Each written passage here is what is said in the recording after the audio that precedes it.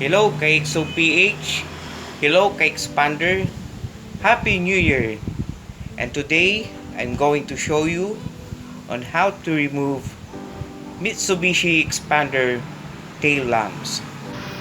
So this is the stop lamps and this is the rear turn signal lamps.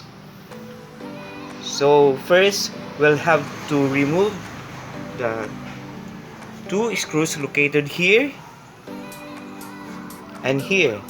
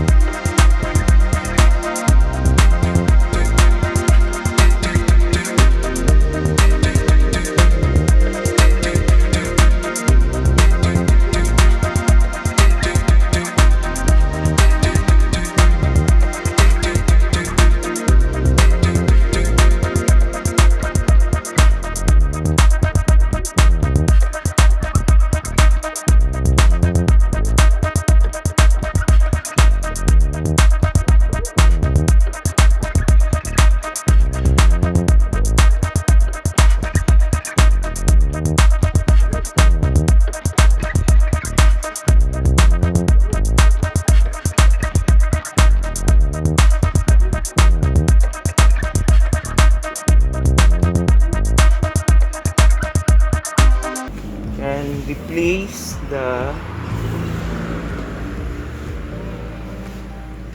put back the screws.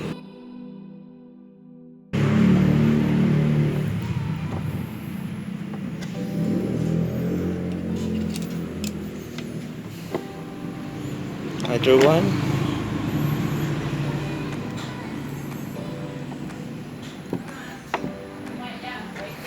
There. So we have removed and replace the Mitsubishi Xpander tail lamps.